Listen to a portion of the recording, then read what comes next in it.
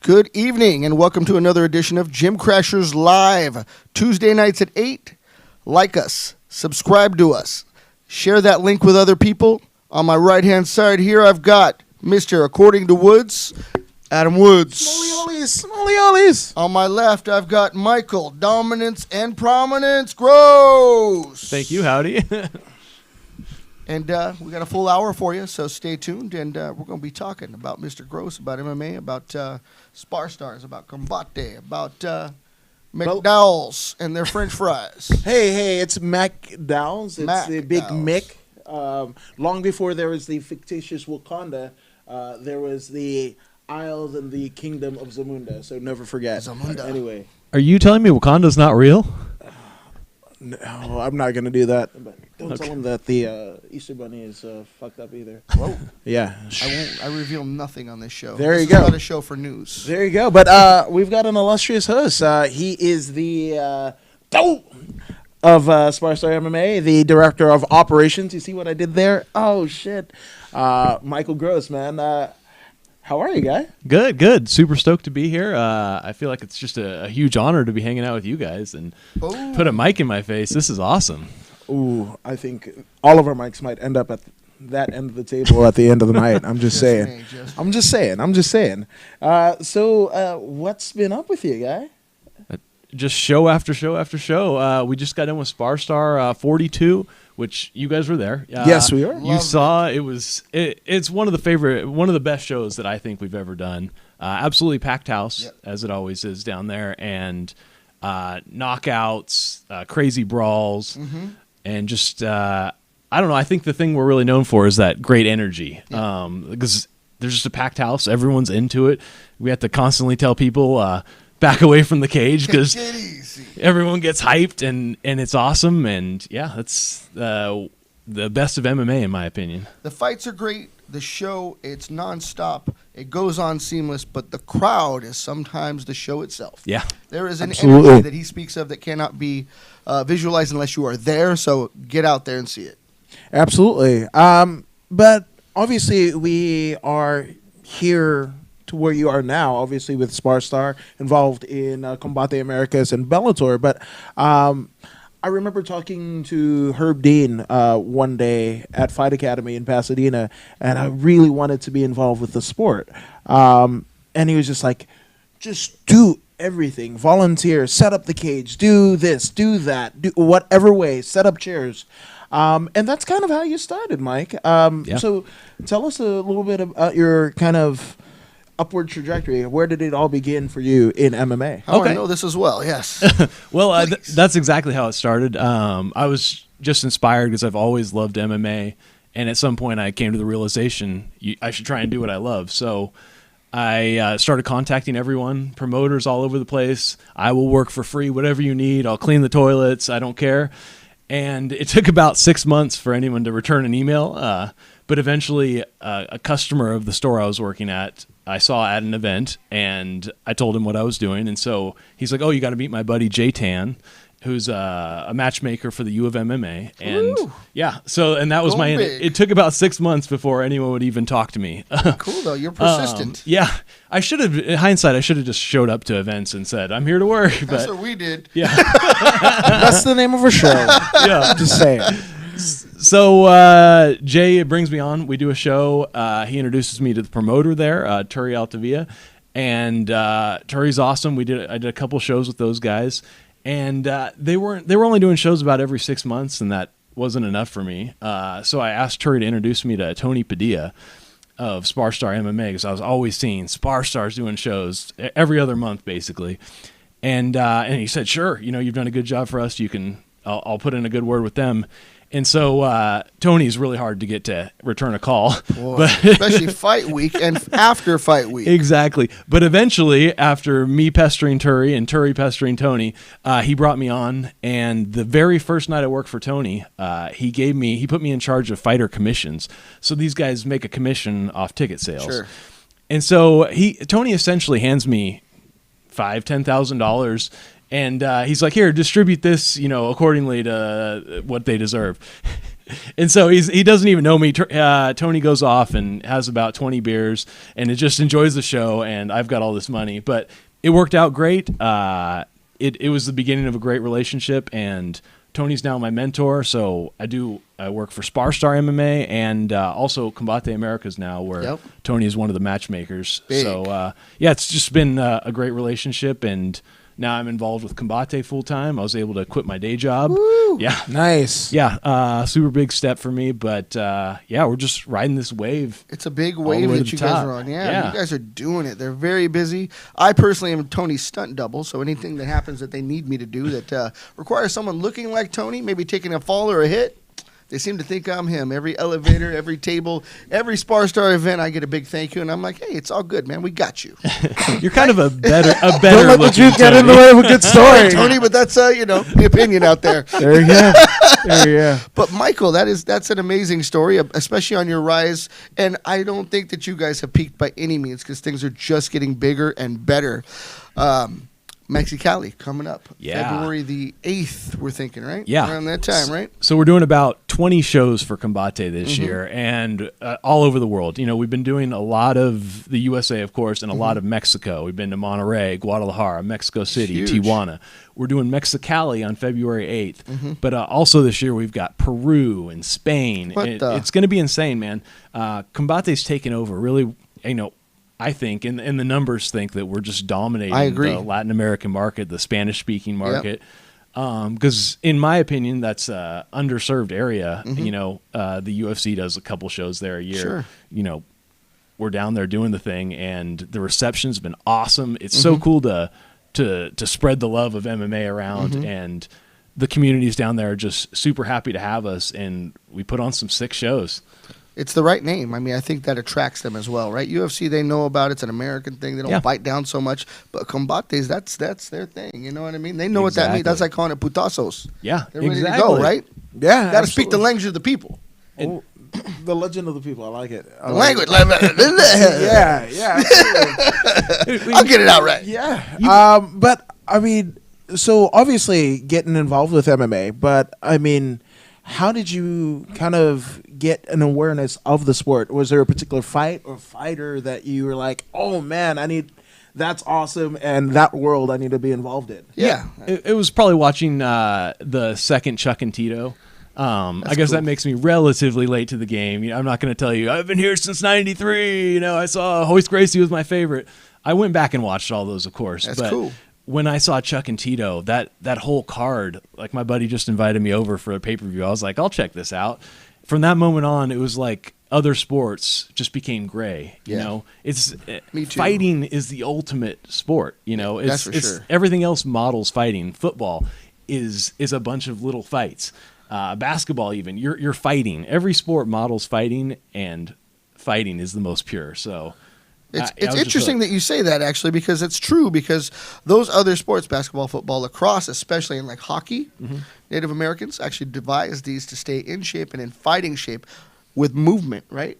Right. When they Absolutely. weren't warring against other tribes. So you're not far from the truth with that. Yeah. There are many little squabs, and, they're just going for it, but fighting is where it is. Yeah, and it's the original sport. When they're Right, when that's the Olympic Games are wrestling or whatever, that is the pure combat, which is where I Yep. think all sports have come from. That's absolutely true.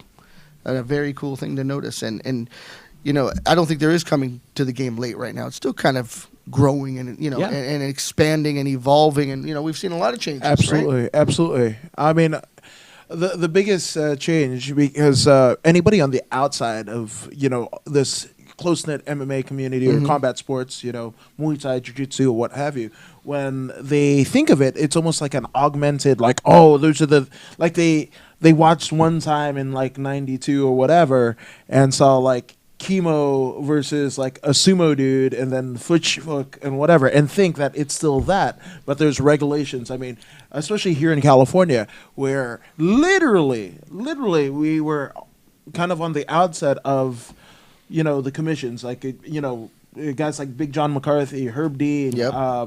I mean, even Lou Perry, guys that we see all. I mean, today, almost every weekend in many cases with all of us, but they were literally like the people that put the implementation of rules, because of those crazy times back in the day. And people still think it's like that. I'm like, Well, what? they enforce them, but the commission itself has come up with the rules, and I don't really agree with all those rules. But Herb Dean and those guys do have to make that call. Yeah, we're not trying to get any heat. No, Okay, damn fine. it. Okay. It's not a political show. Adam's absolutely right. Don't listen to me. Oh, no. By all intents, listen to me. I mean, listen to him. No. What did I say me? I don't know. I was looking at the tongue on the apron here. It's all good, buddy. Yeah, man. But good point that it is a sport. It isn't just ruthless and a blood sport, so to speak. Yeah, absolutely. So, I mean, through your career thus far, has there been any hallmark moments where you're like, oh my great gosh, question. that happened? Oh man, there have just been so many, to be honest. My first time going with Combate to Mexico was just ridiculous. So blessed to get on a plane and fly a few hours away, and I don't even speak the language, and I'm here, telling these guys who don't speak my language, hey, you're on in 5 minutes, let's go. Hey, 5 minutes, amigo, come on, get ready. Yeah. But those are those international languages where they know what I'm talking about. Yeah. And it's fight time in any language. So Where was that first Mexico experience? Monterrey, Mexico. So that's a big deal, man. A lot of people don't go there. Yeah, no, it's an awesome city. It's actually the richest city in Latin America. I Yeah. didn't even know about that place, but it's like an international city and Very cool. Beautiful. Yeah. Yeah. And food. Well- Monterey is known for their beef. Fun fact. I see these guys on Instagram, Facebook, whatever they're posting on, and they are having a blast. Well, and that's the influence of Mr. Tony Padilla. Yeah, he because, lives well, right? Yes, if there anywhere he goes, he's not on there like researching, because we work most of the time, but there's a little room for Certainly. fun. He's not like researching the best nightclubs in the city.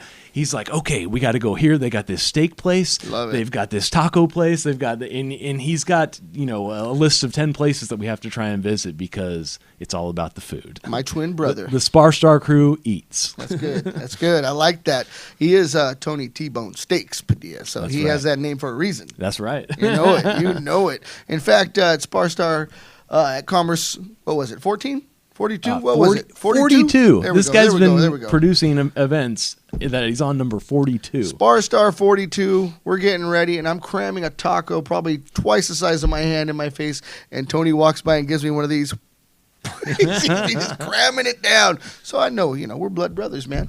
Yeah, We live absolutely. by the food. Yeah, man. But are there any moments where you're just like, here's a particular dude or a gal fighter that you're like, I watched you, and like, here you are before me. Like, do you get those moments? Oh yeah, definitely. I guess the most recent being Curtis Millender. Oh, yeah. It's not like we're friends or anything, but I always say hi to him when I see him. But I'm seeing him fight on these lower shows here locally, Yeah, absolutely. and he knocks somebody out at LFA Sure. in Los Angeles, and then he's in the UFC next week knocking somebody out, and the guy's just had crazy success. But getting back to what you said about hallmark moments, it happens almost every show where I'm just totally blown away. This last weekend at Spar Star, Joseph Dorado knocked a guy out, and it was just I'm standing cage side when it happens, and it's just like I don't get jaded from it. It's been a few years since I've been watching cage side, but it still gets you every time. Like, Yeah.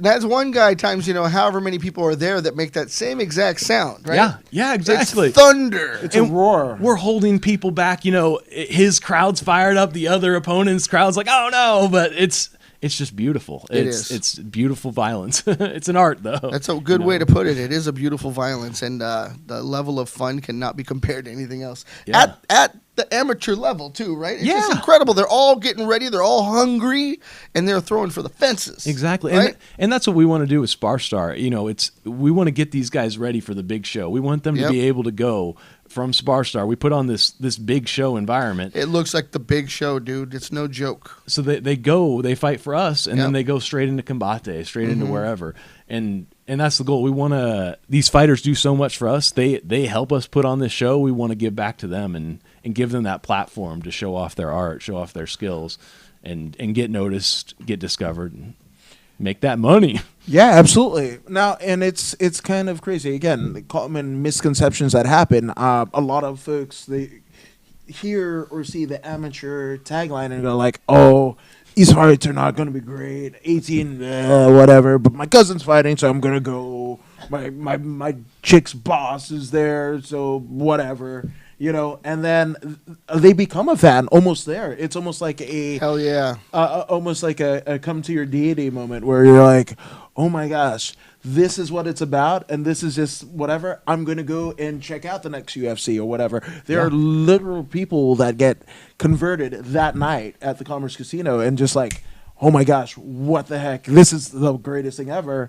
I need to do this more. Yeah. If you have a pulse and you come out to the show, you're going to get inspired. There's going to be that holy crap moment. It's, going to change you. And I'm so proud to be a part of that where I experienced that first moment myself watching Chuck and Tito.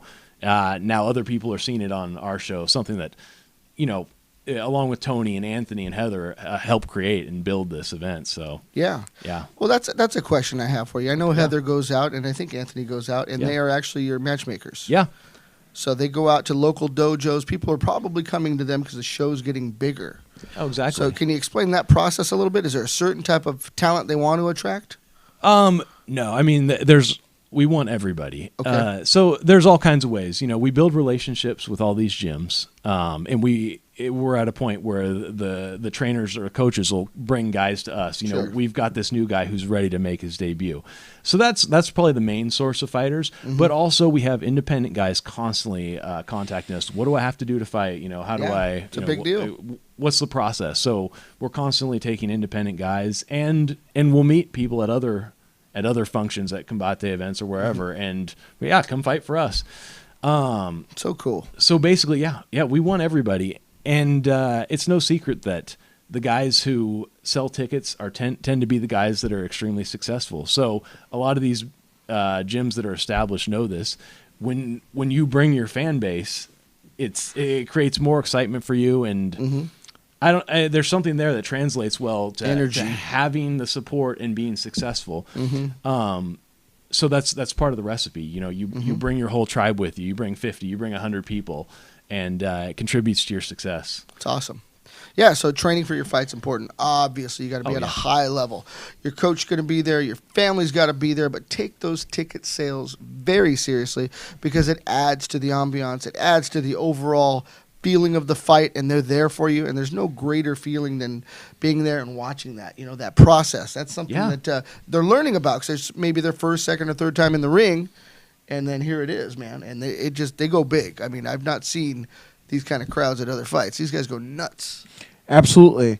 Now, let's keep this fun. We're not going to mention any names, but you mentioned how people essentially kind of come up to you guys, at other shows and they're like, "Oh, I'm a fighter and whatever, and how many fights have you had and whatever." And when they come through the camo sheet, it literally says like independent and like so. Again, we're not naming names, but has there been a moment where you're like, oh, this dude thought he was a badass, and then he gets knocked dead dick in the dirt? Yeah, I mean, we've all met these guys at bars. They're 50-0 on the underground circuit. They've never lost a street fight. They've been, fighting since '89, and they're undefeated.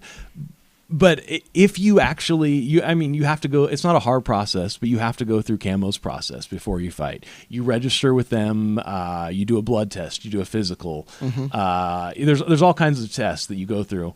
And if you make it that far and we book you and you step in our cage, then there's all kinds of respect there for you. Absolutely. No matter what happens, if you get knocked out in 5 seconds, we won't put it on your underground street record.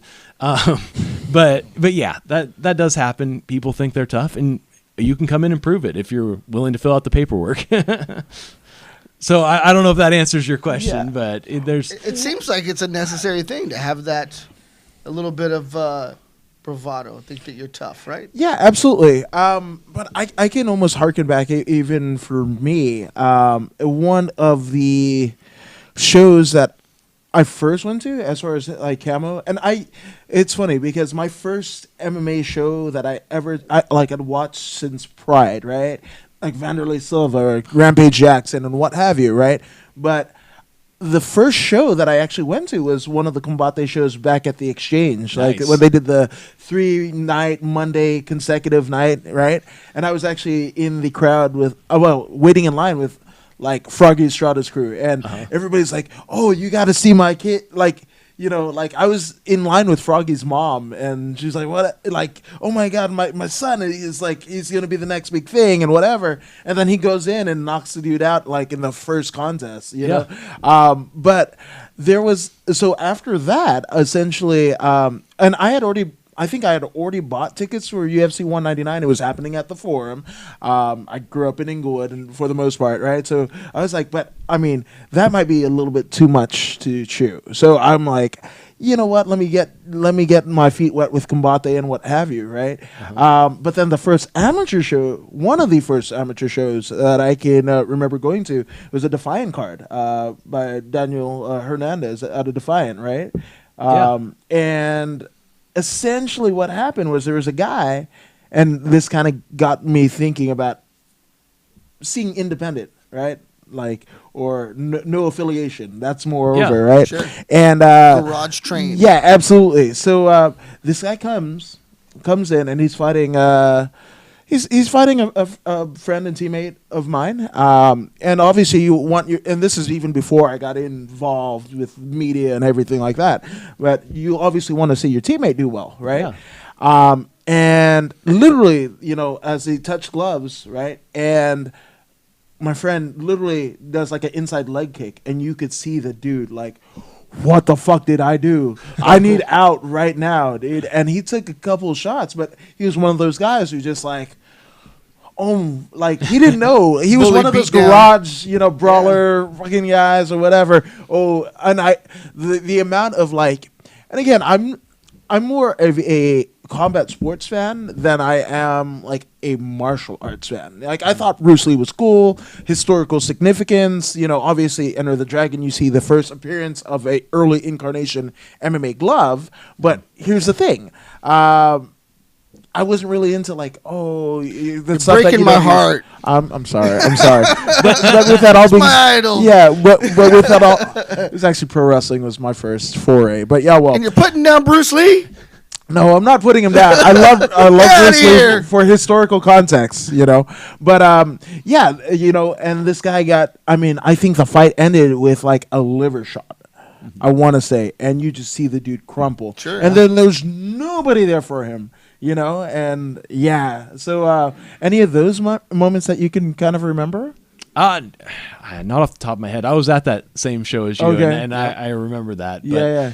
yeah, you've got to have a team behind you. I know. Gosh, it was in Matt Hughes' book. He talked about when Pat Miletich lost the belt to Carlos Newton, and then eventually Hughes won that belt, and then eventually lost to BJ Penn. Right. When you come down off that high and you put everything into it, you put your life into it, you put your training into it, like it's everything's into that fight, and you know you're going to win, and then you lose. You've got to have your team there to pick you up, and and he talked about how important that was, and how maybe he wasn't there for Pat like he should have been, but now he would be in the future, you know. Wow. Because yeah, it's devastating, you know. It is a team sport, as you said. It may be ignored, but it's super important. Your team kind of builds you who you are. Steel sharpens steel. Yeah. You're not going to get better if you have no one to spar with at a certain level. Absolutely. In different body types, right? Because you don't know what you're going to get. Yeah, and I mean that's like I mentioned earlier, and I tied it into ticket sales because Yeah. I'm on that end of the business. But you'll see gyms like Saxon, Yeah. they bring 100, 200 guys, They sure do. and you've got that fan support, but it's also gym support. Like a guy wins, and he's got 47 guys waiting to hug him after he gets out of the cage. Win or lose. Exactly. It's either, you know, congratulating you or comforting Yep. you. Same thing with CSW at this last show. Yeah. They had 6 guys fighting. So they brought the whole town, and Yeah. and most of their guys won, and that, you know, it's because of their training, but it's also because of that support. They live it, though. Yeah. City of Dong. Yeah, Muay Thai, absolutely. Right? Exactly. Yeah, Yeah. You guys are absolutely. killers.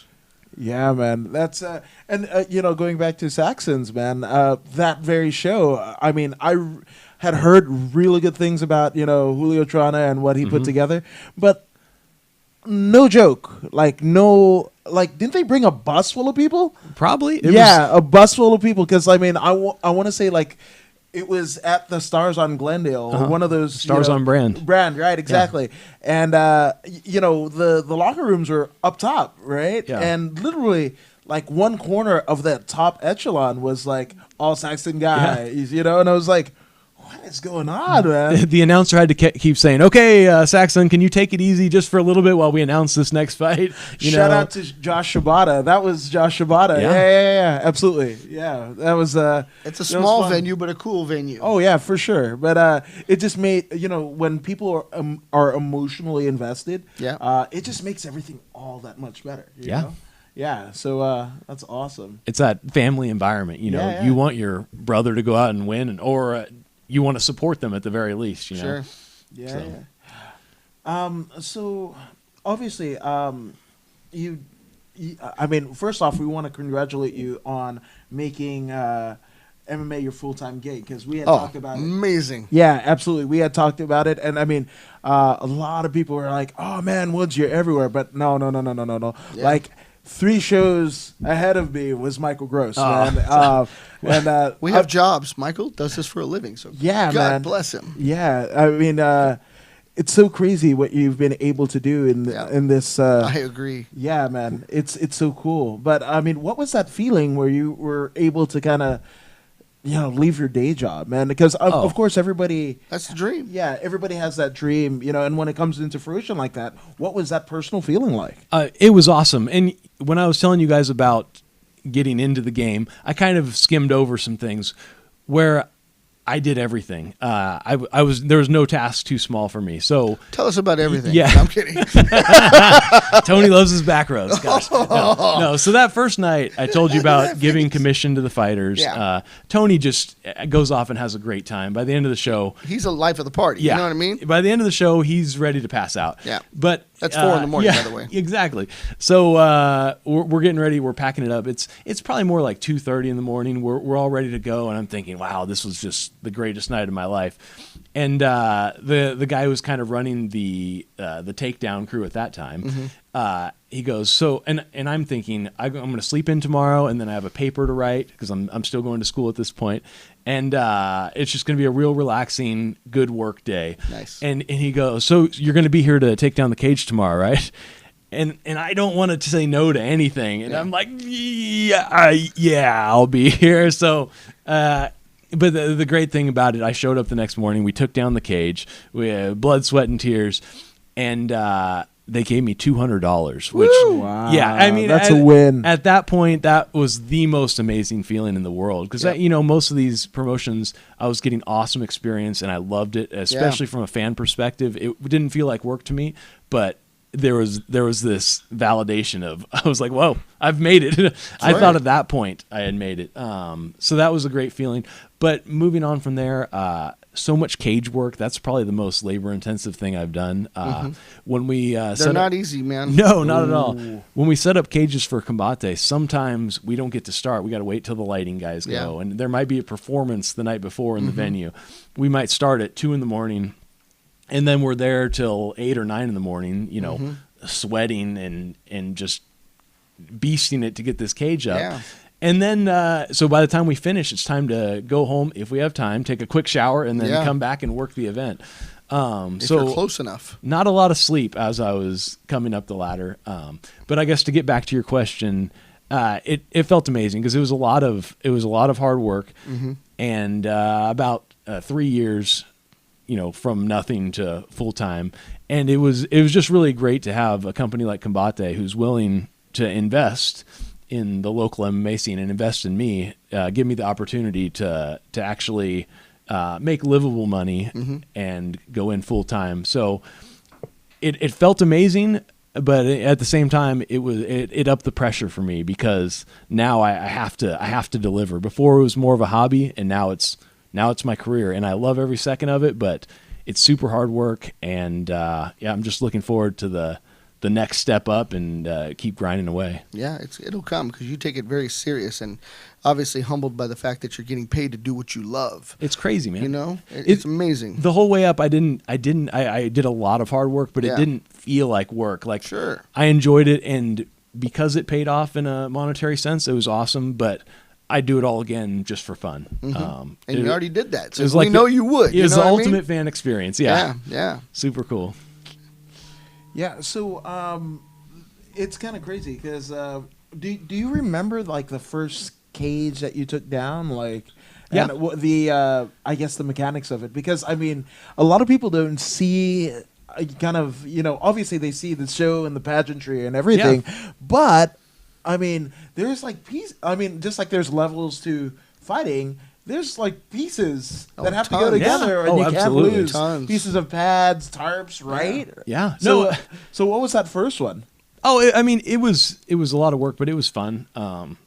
It was taking it down after Tony, the first show I worked with Tony, and it's we were taking these big metal and wooden pieces and panels of the cage down 3 flights of stairs. So that was crazy, but it was, you know, kind of fun and interesting. And so a couple more cage builds later, Tony tells me, "Hey, Mike, I think I want you to start leading this crew. I don't want to be here for this part." You know, he's like, "I want to be on my couch getting updates from you guys while you're here." And I just looked at him like, "What? You're crazy. I can't do this." I'm mechanically Like, inclined. Yeah. First of all, I'm not a very manly man in a mechanical sense. I don't change my He's own a man's oil. man. I don't build things. I don't even check my own oil. But Tony tells me to take over, and I'm like, this guy's crazy. But you know, the next event was fine, and from there on, I just took over, and now I've got my boy Hollywood Rick. Shout I out love to it. Hollywood Rick. Rick He's Hollywood. Rick is Yeah. our homeboy. yeah, he's taken over the cage crew. So Right on. It's been good. I still help out, but He's a hardworking man too. I let him lead the crew. Yeah. There you go. Robert's got some viewers. It looks like. What's going on, Robert? Yeah, Aaron Murrow says dominance and prominence. Aaron Moreau, you We should gotta be get- on this show. Right here. You should The be same. here. Yeah, she's amazing. Say what's up, fellas. What's up, Troop? Bulletproof Troop. Team Troop, baby. Everybody's Team Troop, our guest right? last week. Team yeah. Troop against Yeah. the world, Okay. against What you got? everybody. Vince is watching. Vince What's up, Pichette? Vince? No, the volcano. Oh, Vince the dang, what's up, Vince? volcano. What's going on, Jeez, man? That is really cool, man. Thank you for watching, all of right. you. You guys are awesome. Yeah, he is always. man. Thank you so much, Yeah, man. We man. love you.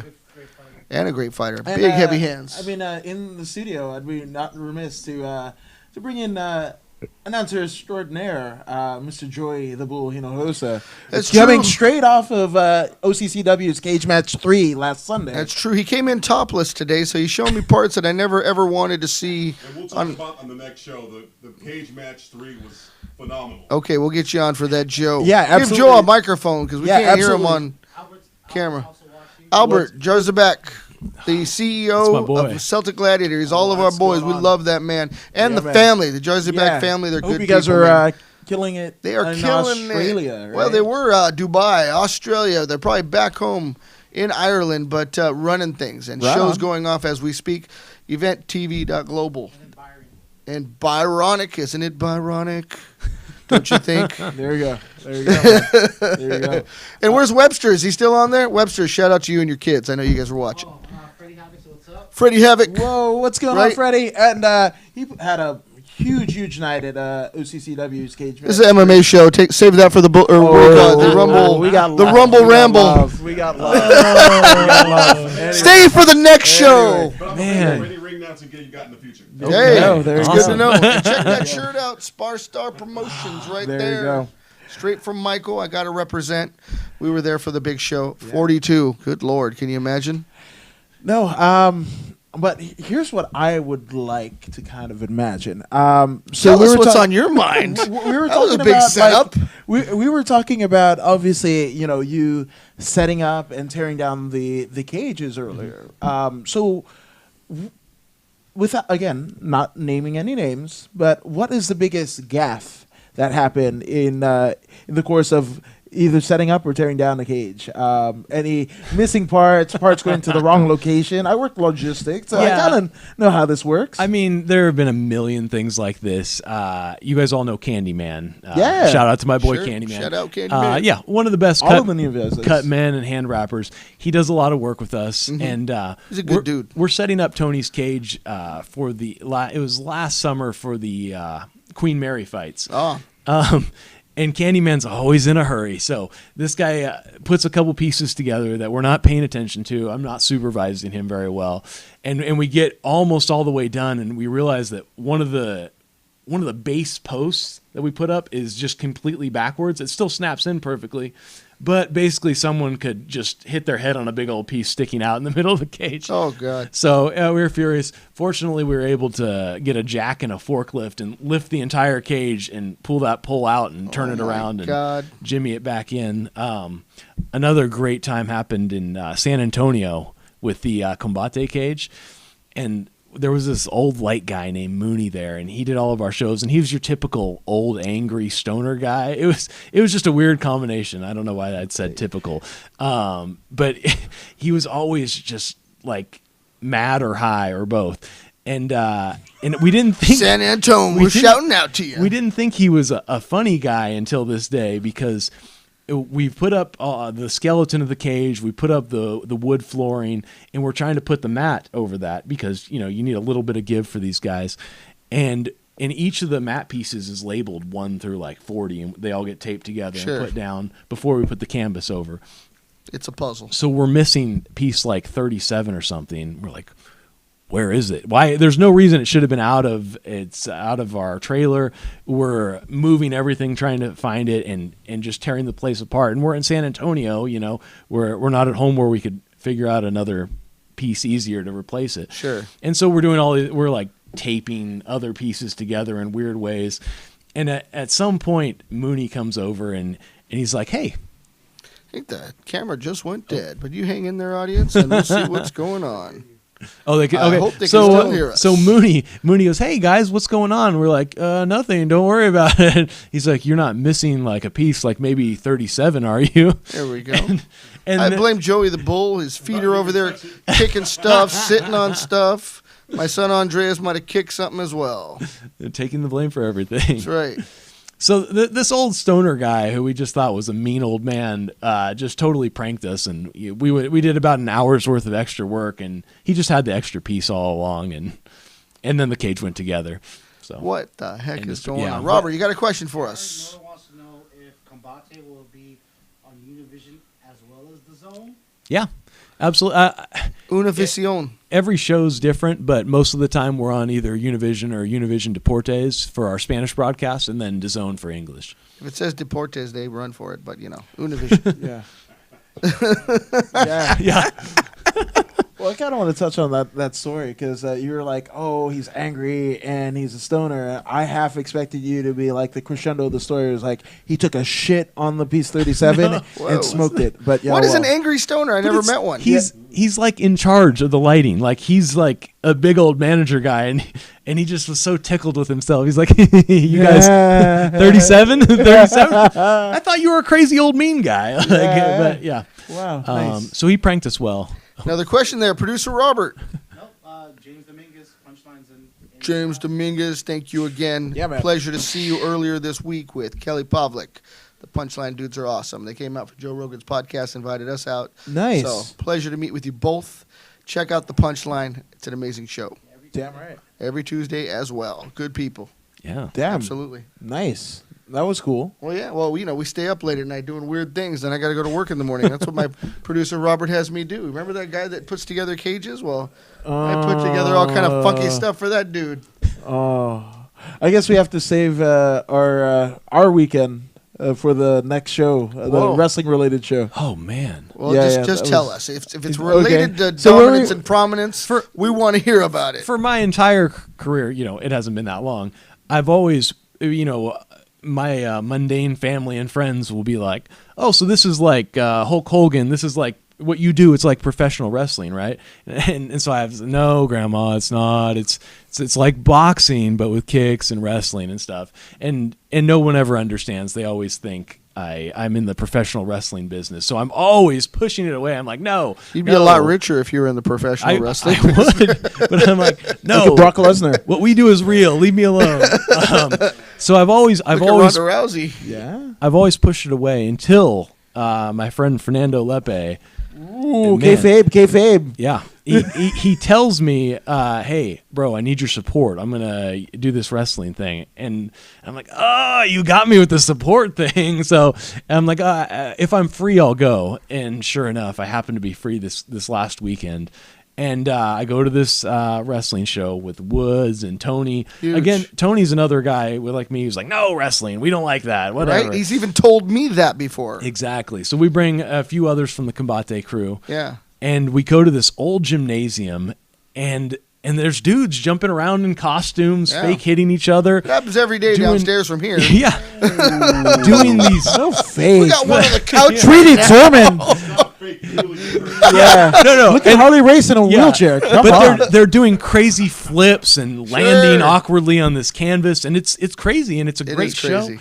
and it's all kinds of fun. And there's guys vaping in the ring. It was weird, but I loved it. I'm not gonna lie.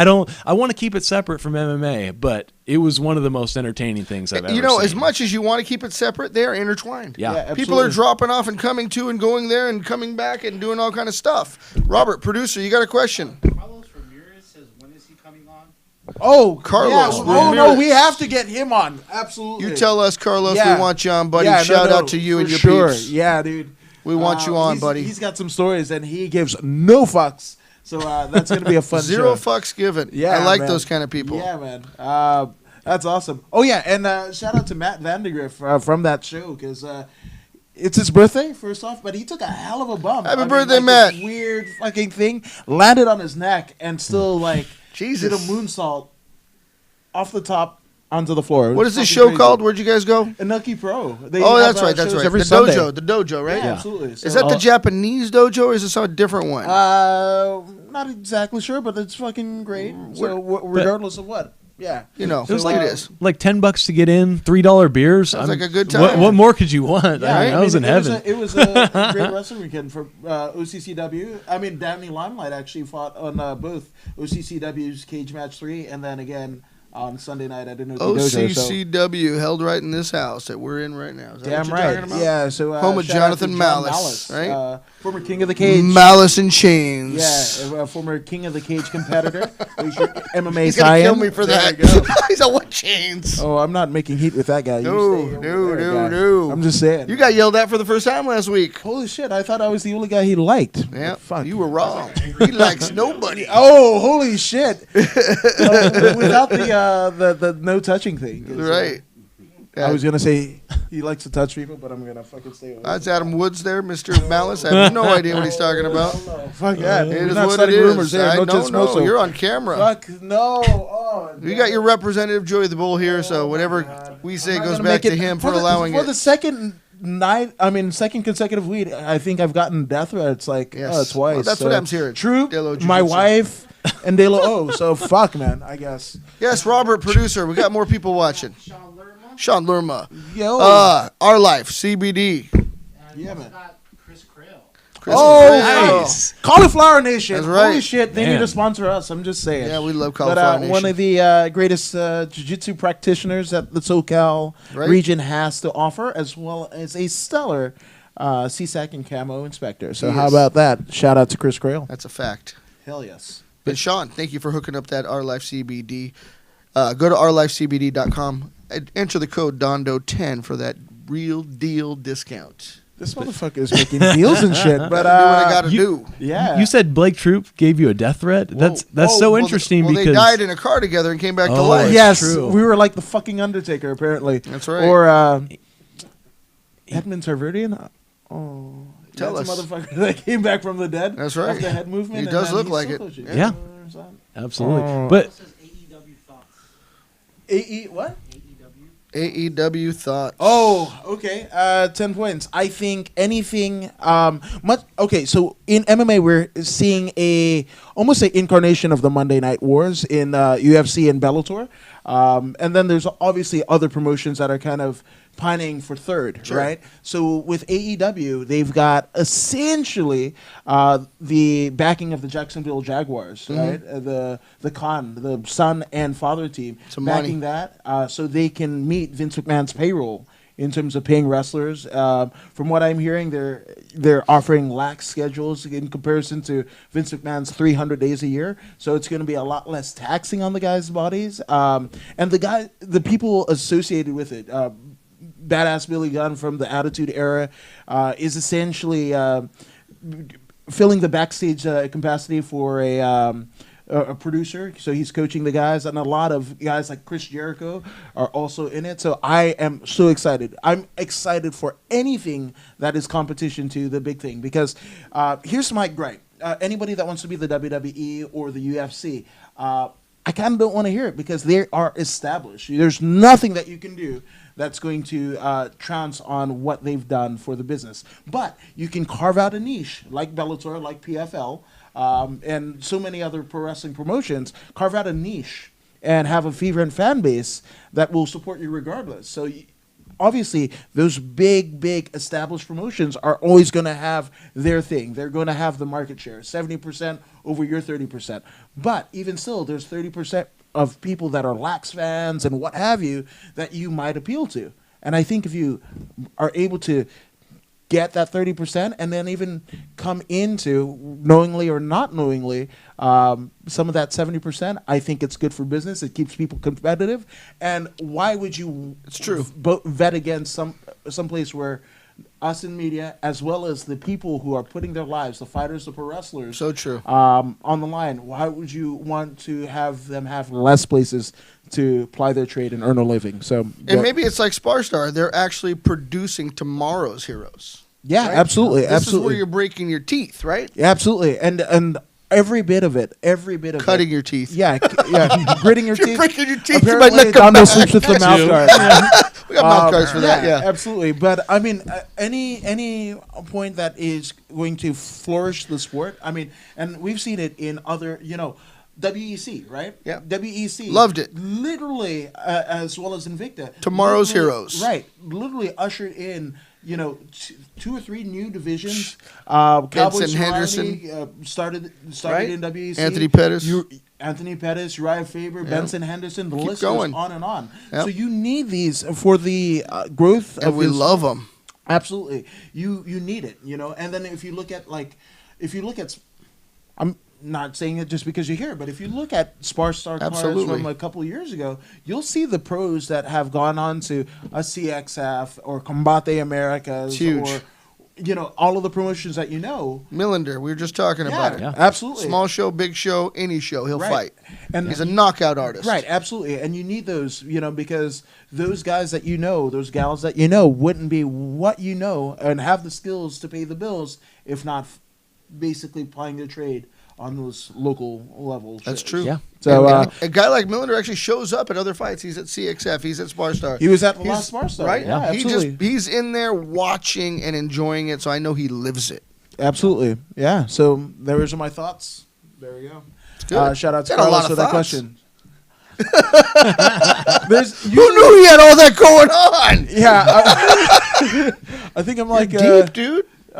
deep. You're very passionate about your professional wrestling. It's the only thing. Well, not just professional wrestling, because again, with where professional wrestling was at the turn of the century, with guys like George Hackenschmidt and Frank Gotch. 1900 or 2000? 1900. Oh yeah, there are 2 turn of the centuries. Well, there's even before And that, actually, but that's the one thing I don't know. But what you saw with Gotch and Hackenschmidt is what you're seeing in no-gi competitions like Naga or EBI Got it, or what have you. They are grappling competitions, and that was essentially what pro wrestling was until 3-hour grappling matches with guys stalling, and they're like fuck it. You win next week, I'll win the next, and then we'll come back and I make didn't money. know that. So they Absolutely. Nice. talked the story up a little bit. right? Absolutely, and Built that's it up. Yeah, that's how the predetermined aspect of pro wrestling came into play, and obviously the carny circuit, and with Yeah. hey, you beat that guy for $10, and but those guys were working together. But yeah, that's how MMA started. I mean, even you look at Pancrase, Frank Shamrock, UFC Hall of Famer, Boz Yep. Rutten, Yep. UFC Great Hall talkers. of Famer, Josh Barnett, who should be a UFC Hall of Famer, right. all started out that way. Sakuraba, one of my Yeah. favorite martial artists, They mixed bring martial it. artists Yeah. of all time, is a catch wrestler. So I'm just saying. No, that's so true. The tie-in is there. I'm Yeah, just yeah. saying. And then you got your great talkers like Blake Bulletproof Troop. Oh, damn He right. can go Man. either way, right? He's amazing. Dude, that guy's going places. Like His he's promos are yeah. killer. MMA, wrestling, whatever he does. I would imagine we'll see him in movies in like 10 years Yep. from now. Yeah, I mean, if MMA had a King Midas that everything he touches turns to gold, that'd be Blake Troop. I mean, Wow. I hope he touched your card and turned to gold. yeah, no shit. Talk about bulletproof. It's also car proof too. So Apparently so. there's that. I'm still fucking feeling the effects, but Whoa. yeah, well. I posted a picture with me and the Copa yesterday, and Wow. of course Blake Troop is Yes. commenting on there. He's like, "Hey, what do I got to do to get one of those? That would look good in my house." And I was like, "You just have to find 7 other guys from Latin American countries and beat up 3 of them in one night. And Pretty cool. We'll also give you $100,000 to do it." Wow, that's that big for Combate. I'm like, Oh God. yeah, oh yeah. We just had our tournament in Fresno. Huge. Yeah, it's Wasn't he there? one night. No, Blake was not there, oh, okay. but it was at was with you. 145 pounds. Uh-huh. We've got 8 different people, and in one night we're going to take 8 people to 1 people. So we had a guy from Pretty Chile, cool. a guy from the U.S., Mexico, Puerto Rico. I'm totally drawing a blank. Argentina. Sure. 8 different countries, and they had to fight 3 times. Wow. The final was Alejandro Flores of Mexico and Andres Quintana of the U.S., and it was epic in itself. Ended with a spinning elbow by Quintana, and that was his 3rd win of the night, Wow. which is just crazy. So you do that, you get $100,000, you get this ginormous 80-pound gold trophy. Holy shit. Pretty cool. Cup. If we don't call it a trophy, sorry, it's the Copa. it's the Copa. Yeah. Not Cabana. no. No. Okay. no. At the Copa. Oh, You bring back memories. yeah. So we've got a couple minutes left, but I kind of want to do some word association or This. something of that It's a matter. new segment of the show, Jim Crashers, is brought to you by Adam Woods. Oh, Word man, Association. I'm just a dude, man. I want to That's get right. inside the space that is in between Michael Gross's ears. I don't know if I'm So, smart enough for this. I'm just saying. There's no wrong answer. It just Yeah, tells no us wrong about answer, no you. wrong answer. Best fight that you've ever seen on TV? Probably Shogun Hua versus Dan Henderson. Damn. Absolutely epic. Oh yeah, for sure. Oh, forget that. The Copa Combate final, Quintana versus. I mean, I saw it live first, but then I went back and watched it on DAZN. Very Okay, cool. so then that brings me to my next one. So, greatest fight that you've seen live? Man, that's such a tough one. I was there at UFC 199 when Bisping upset Rockhold. That was Oh. ridiculous. Yes. I was there for the Combate final just a month Right? ago. You just talked about it. Guy's amazing, right? 3 fights in one night. yeah. Amazing. I was there for Goyito fighting in Monterrey in his hometown, Yeah, and holy shit. thousands of people just screaming their heads off. But I'll say this last weekend because that's the most freshest in my mind. Johnny Ferris Yeah. versus Nick Patea, 2 amazing athletes Yeah. who Nick you'll hear about in Patea, the shout future. out to you, buddy, Yeah. out there at CSW, Ridiculous. right? Yeah, and shout We out love to Nick Patea. We're going to bring him on the show. Yeah, Yeah. absolutely. Along with head coach Ben Jones and the Yes, rest of the crew. Man. absolutely. And then another shout out to Johnny Utah, the winner of that set Johnny contest, because Farias, this Saturday Utah. for MMA Events Inc., he is fighting in Belize City, Belize. with their first MMA combat sports anything in the country. 5,500 seat arena. They just built it. That'll be the first thing that goes on there. So, What are you doing here? I thought you were going to that. You're supposed to take me with you. Yeah, apparently there's a government shutdown. That Oh. happened, yeah. So I can sneak over the border. I just can't sneak back. yeah.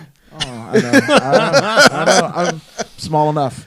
Well. You got any one-shotters for Mr. Gross here? One-shotters, I don't know. There's so many. We talked already about some before this whole show happened, so I found out a lot of things I was already wondering about. But, man, I'm going to tell you right now, some great ring girls at that Spar Star MMA show. Yeah. I mean, incredible. The in-between rounds are what I look forward to. I'm just that kind of guy. You know what I mean? But I'm married. truth be told, yeah, I don't even know where. I don't even know where he is at in between rounds. So exactly. Yeah. Yes, he is. Yeah. Yes, he is. Damn right. Let's do that. Absolutely. Yeah, man. So what are you looking forward to in 2019? Obviously, personally and professionally, you've had a bit of a stellar year in 2018. But what kind of tickles your fancy?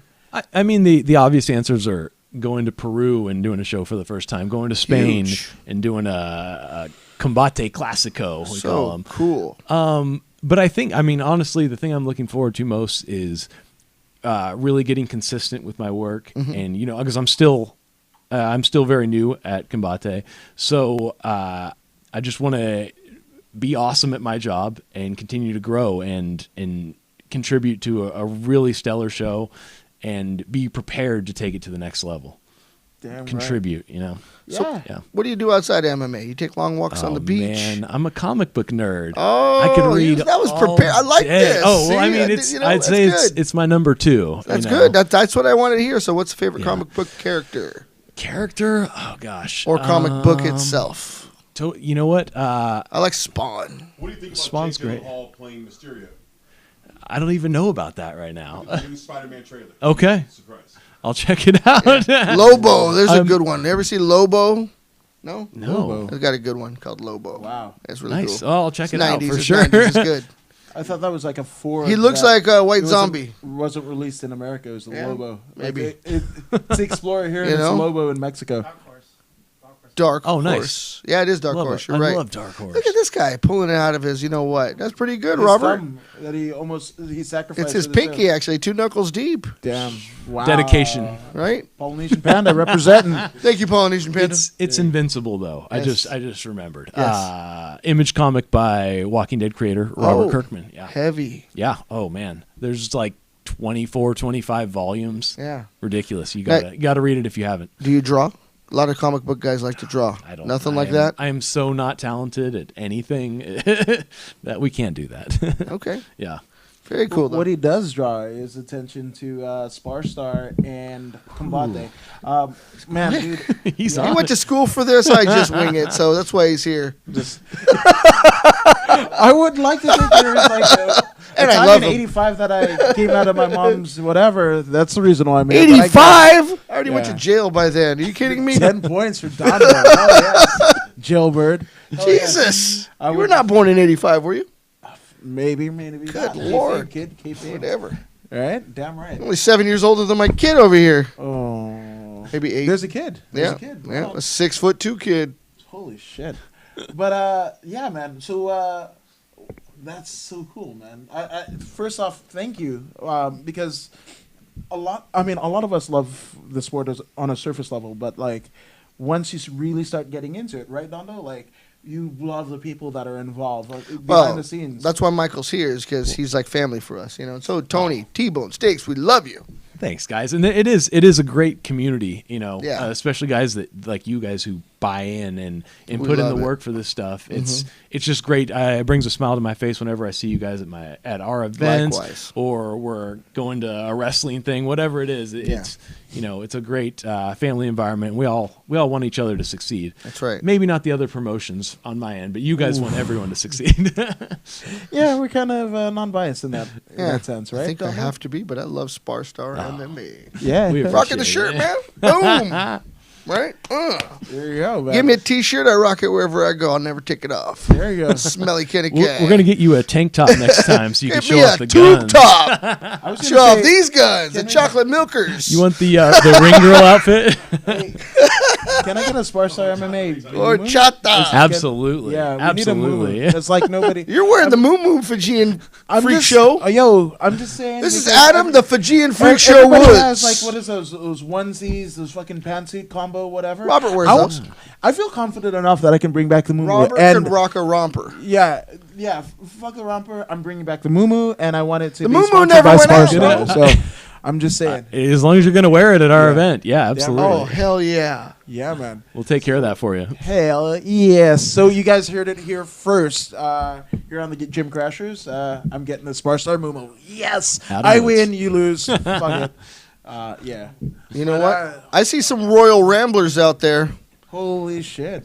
But any I hear shout-outs him. that you want to It's Azrael from hell. Oh man. Well, Azrael, don't tell. What are you guys Azrael, doing you here? smell. With your nonsense jujitsu laying around, humping each other Look on at the this floor. guy. The real wrestling A is the humposaurus. professional wrestling. You can't just hit shit. somebody with a steel chair in a jujitsu match now, can you? You ever seen a man light a barbed wire on fire and go into Bellator? No, sir. That didn't ever happen. You want to be bored for 45 minutes watching a jujitsu match and men Uh-oh. hugging on We're the in trouble now. You want to come see OCCW? we got stuff to do. You Don't tell listen me to what this guy. do, You Johnny just need to Mouth. get going. You don't I tell me apologize any profusely. nonsense. Get this guy You know out of what? here. I'm gonna hit you with a I'm flaming sorry. bat. Yeah, You know what? Why did Give he? me a rear naked show, you piece of What? trash. Whoa. Okay, you're in front of the camera now. Watch the camera. Get the hell out of here. Oh, there goes the camera. What? Oh, Jesus. Thank you, Joey. why did he Noble. emphasize What the is Jew and that? jujitsu? That was Azrael That was from my hell. takeaway on that one. Right. Oy vey. Lahaim. Those are not our thoughts. Those are not our If you guys haven't people. already known. That was Those are not the amazing. Gym Crashers. That is Royal Ramble. Yeah, well, he absolutely. did crash. Stay tuned. Yes, absolutely. Like us, Shoot to our subscribe name. to us, share that link, and Yo. carry us out of here. Absolutely. So again, for another illustrious week, we'd love to thank Mr. Michael Gross, Dominance and Boom. Prominence. Love that you. guy. This is Dondo. You can shoot us a DM. DM. You wanna hit us up, right? Where Come can on we the find show. you? Hit us up. You got Robert out here. Send him a message through YouTube. I'm on Instagram, Dondo the Jujitero. Hit me up. Where can they find you, good sir? Instagram as well, Michael_B_Gross. Michael B. Gross. Damn right. Michael B. Gross. And I'm according to Woods, but right now, up next on the Free Admission Media Network, the Royal Ramble. So for all of us here, we bid you adieu until next week, next Tuesday, 8 o'clock Pacific Standard Time. The Gym Crashers, and we're crashing shit like this. Whoa, we lost him. He has been known to crash. Good night. Get a regular black belt. You don't want a big golden belt with an eagle on it? That spins?